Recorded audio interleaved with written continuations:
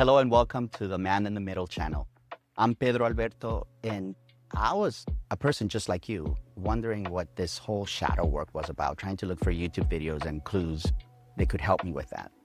Now, due to a bad breakup, I was forced to look inward.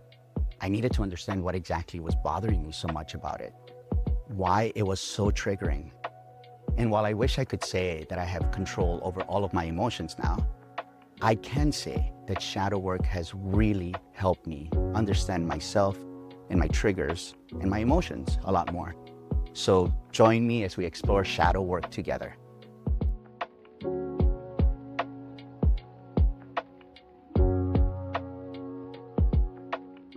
Now, this is video 1 of an easy to follow 3-part series of videos. I wanted to make each video as accessible as possible for everybody because I noticed that a lot of the videos and articles that I would read about this were really hard to understand and follow. They were just a little bit too technical and sometimes a bit out of reach for some people, especially if you're just starting out to think about doing shadow work. So on this first part, we'll start talking about what is the shadow work and why is it important to get started. In the second part, I'll start talking about some of the practical ways that you can start doing the work. And then in the third part, I'll go ahead and focus on the ways that I and other people have taken their shadow work further. Okay, let's start here. I want you to think about a recent time that you surprised yourself with a reaction. Maybe you were in a meeting at work and a colleague presented an idea, let's say that you had yourself last week, but hadn't mentioned it. And instead of feeling this collaborative, this, helpful feeling, this hot flash of rage and deep resentment just washes over you. And you think to yourself, boy, where did that come from? Or maybe something more relatable. Maybe you're scrolling through social media and you saw an old friend's vacation photos. And instead of feeling happy for them, you feel this sharp, bitter pang of jealousy that is so intense that it actually makes you feel a little bit ashamed.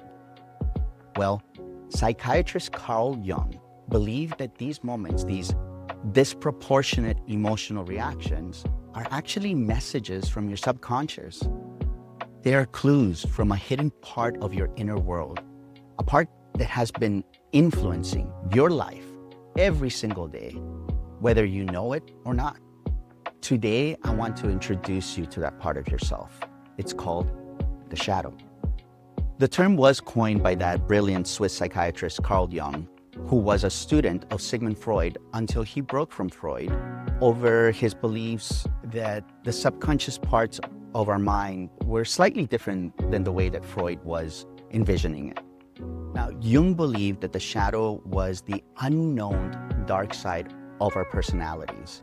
But let's pause on that word, dark. It's a loaded word.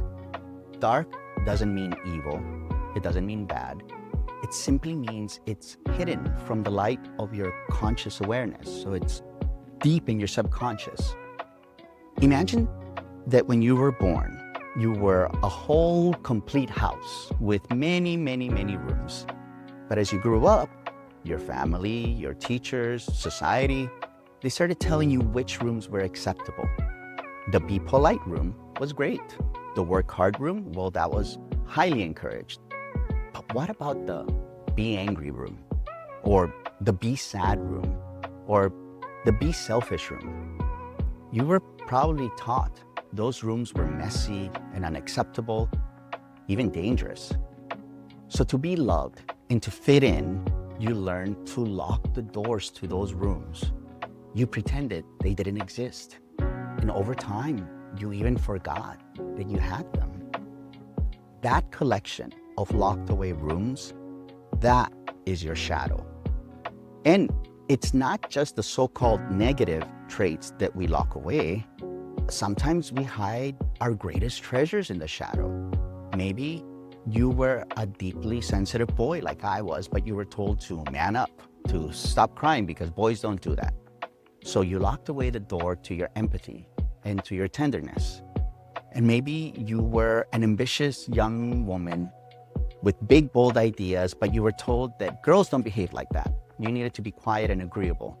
So you locked away your power and your voice.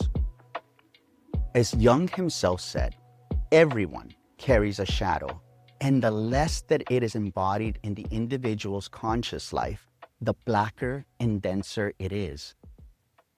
So in other words, the more rooms that we lock away, the more those rooms start to rattle and want to be open. They want to be seen. When we ignore a shadow, it doesn't just go away. It finds other ways to get our attention. It projects itself onto others even. That's when we get furiously angry at someone that we consider to be arrogant, because we've locked away our own right to be confident and to take up space. And so it feels uncomfortable to see it in others. The shadow causes us to self-sabotage right when we're on the verge of success. Whether it's a job or a relationship or just work for yourself, because a part of us feels unworthy of it. It creates a constant low-grade anxiety, a feeling of being an imposter in our own lives. But then, so why would we ever want to open those doors? Why would we want to do this work?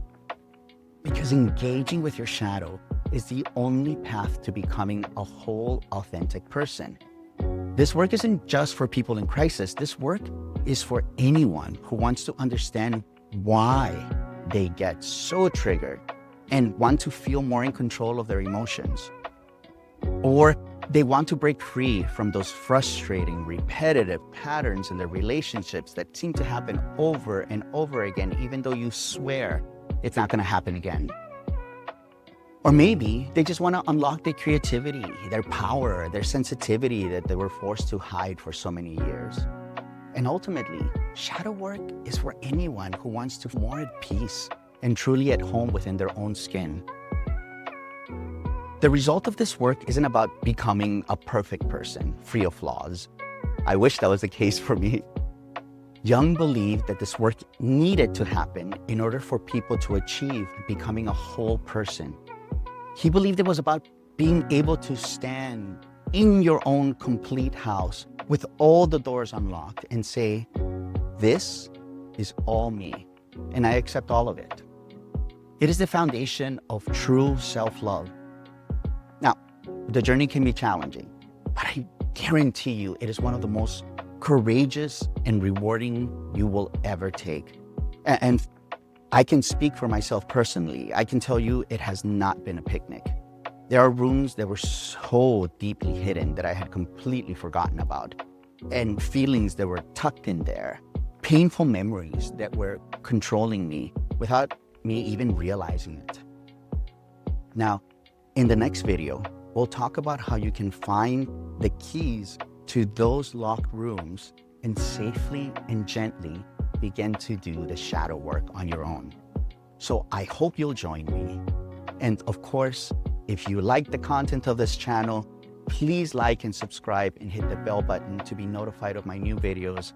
I'm a new channel and I will need all the help that I can get. So I hope you'll stay with me. Talk to you soon.